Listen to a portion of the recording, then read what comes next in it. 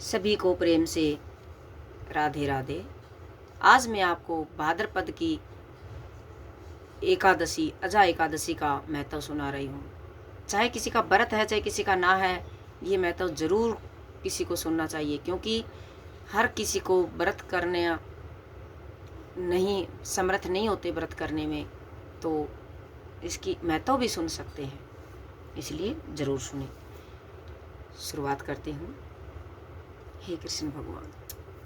युधिष्ठिर ने पूछा, जनार्दन, अब मैं यह सुनना चाहता हूँ कि भाद्रपद मास के कृष्ण पक्ष में कौन सी एकादशी होती है, कृपया करके मुझे बताइए। युधिष्ठिर पूछ रहे हैं जनार्दन मतलब कृष्ण भगवान से।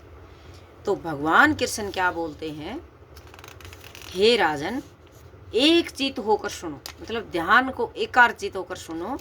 भाद्रपद भादवे में जो एकादशी आती है, कृष्ण पक्ष की एकादशी का नाम अजा एकादशी है। यह सब पापों का नाश करने वाली बताई गई है। इसके शून्य मात्र से ही सब पापों का नाश होता है। जो भगवान हर्षिकेश का पूजन करके इसका व्रत करता है, उसके सारे पाप नष्ट हो जाते हैं।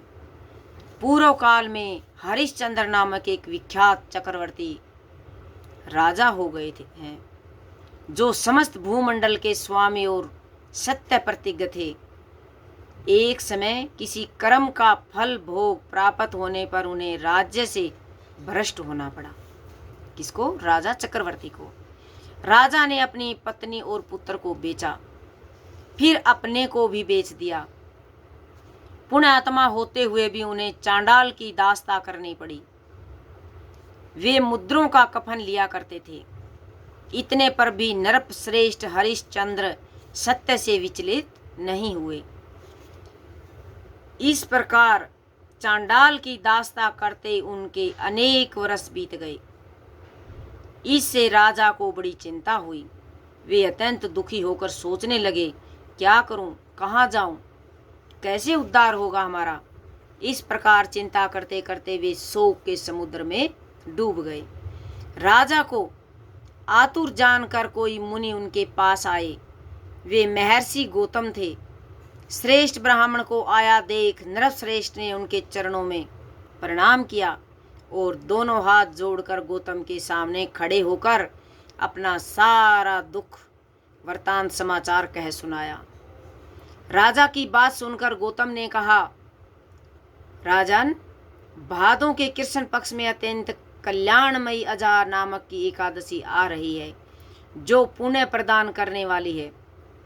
इसका व्रत करो, इससे पाप का अंत होगा। तुम्हारे भाग्य से अजा आज के 7वें दिन एकादशी है। उस दिन उपवास करके रात में जागरण करना।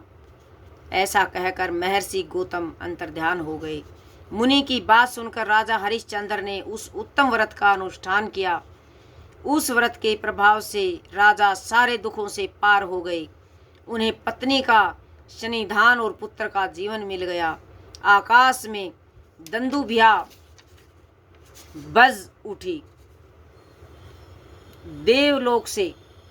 देवलोक से फूलों की वर्षा होने लगी। एकादशी के प्रभाव से राजा ने एकंठ राज्य प्राप्त किया और अंत में वे पुरुजन तथा परिजनों के साथ स्वर्गलोक को प्राप्त हो गए। राजा युधिष्ठिर, जो मनुष्य ऐसा व्रत करते हैं, वे सब पापों से मुक्त हो स्वर्गलोक में जाते हैं। इसके पढ़ने और सुनने से अश्वमेध यज्ञ का फल प्राप्त होता है। इसलिए यह जो एकादशी है, ये बहुत ही फल देने वाली होती है। इससे सभी पापों का, जो हमारे से जाने अनजाने में जो पाप हुआ है, उसका नाश होता है।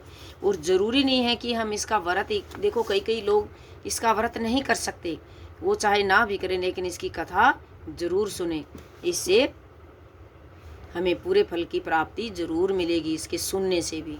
इसलिए सभी को प्रेम से राधे राधे।